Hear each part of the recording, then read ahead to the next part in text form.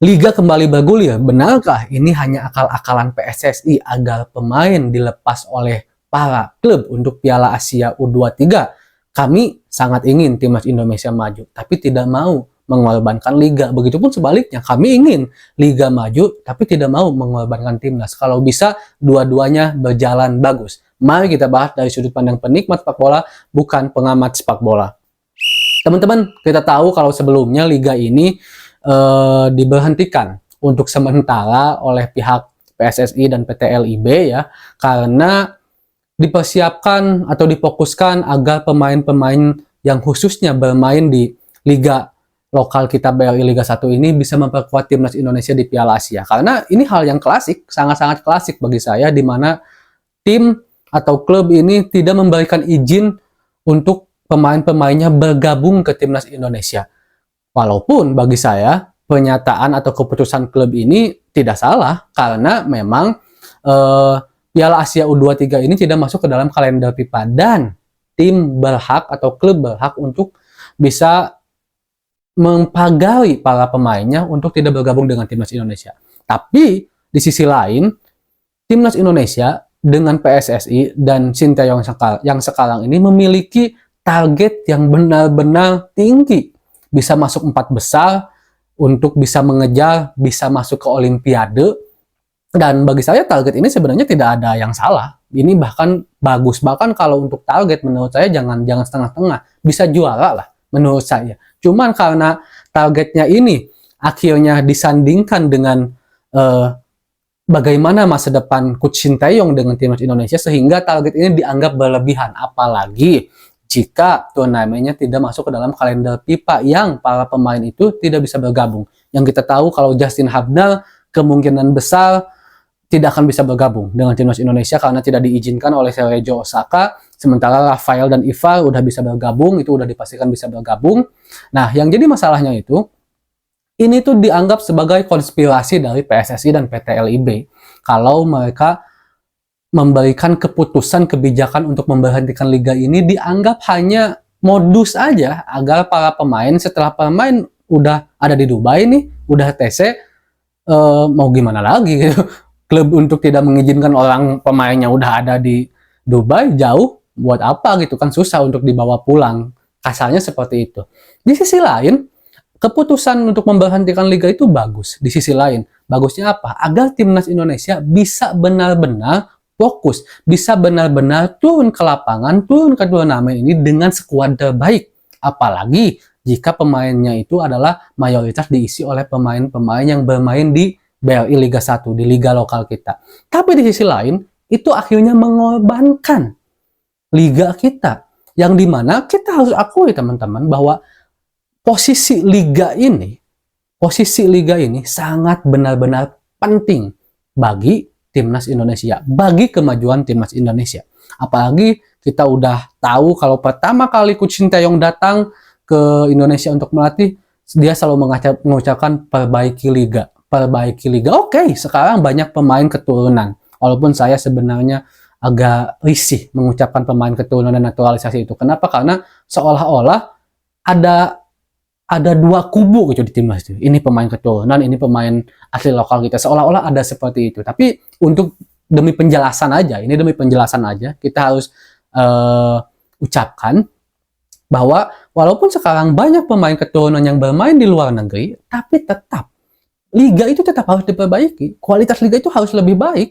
Karena kita juga harus akui bahwa komposisi terbaik di timnas sekarang aja adalah hasil dari bagaimana disatukannya pemain-pemain yang bermain di liga lokal kita dan juga pemain-pemain yang abroad di luar negeri. Dan pemain-pemain yang sekarang bisa perform di timnas Indonesia pun Marcelino Ferdinand berawal dari liga. Sekarang ada pernyataan seperti ini misalkan. Ya, kalau seandainya timnas Indonesia harus pengen sukses, pemain-pemainnya harus bermain di luar negeri dong. Ingat loh, untuk bermain di luar negeri itu mayoritas terbesarnya harus dimulai dari bagaimana performa si pemain itu dari liga lokalnya. Gitu kan? Contoh Marcelino bagus kelihatan di Persebaya, dibawa ke luar negeri. Pratama Arhan bagus bermain di liga lokal, dibawa ke luar negeri. Asnawi Bangku Alam hanya berapa persen coba pemain yang benar-benar bermain atau dilatih atau dia berpendidikan sepak bola di luar negeri dari kecil.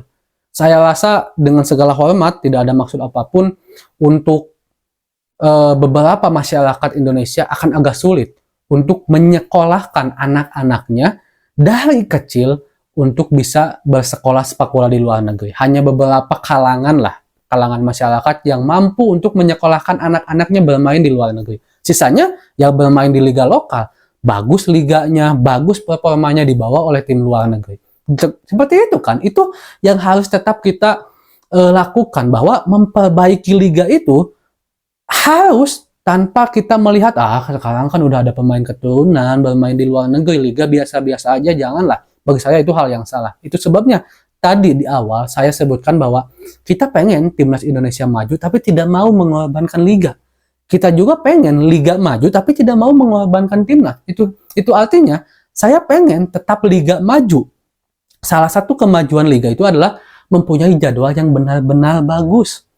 Mempunyai jadwal yang tidak mendadak dirubah.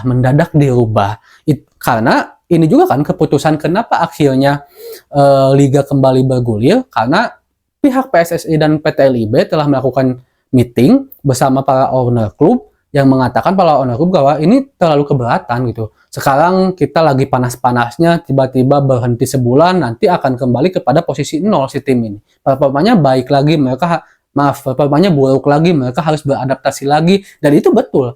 Dan keputusan akhirnya diputuskan untuk liga kembali digulirkan. Ini bagus menurut saya. Tapi di sisi lain juga, ini mungkin merugikan tim kalau seandainya para pemainnya banyak diambil oleh timnas Indonesia.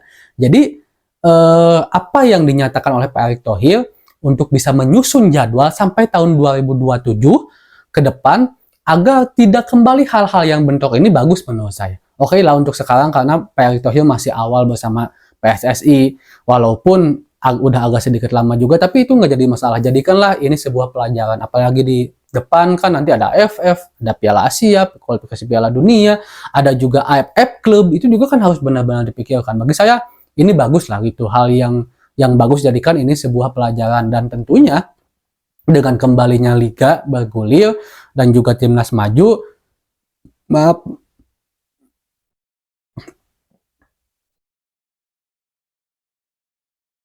timnas bermain di Piala Asia, ini menjadi satu hal yang bagus untuk kita, agar liga juga tidak terlalu berlarut-larut, selesainya lama. Tetapi timnas beres, liga juga beres gitu. Ini hal-hal yang bagus lah. Saya mendukung untuk liga kembali digulirkan, walaupun mungkin ada beberapa tim yang merasa dirugikan karena pemainnya udah diambil timnas, apalagi kayak Persija. Persija sekarang sedang berusaha untuk tetap berada di papan tengah minimal, karena kata Thomas Doll juga agak berat kalau seandainya Persija sekarang masuk ke tim 4 besar gitu kan, untuk melaju ke 4 besar. Mereka sedang berusaha agar terjauh dari zona degradasi, karena kita tahu juga kan Persija Jakarta banyak pemain yang diambil, karena Persija yang sekarang itu benar-benar banyak mengandalkan pemain muda di skuad intinya.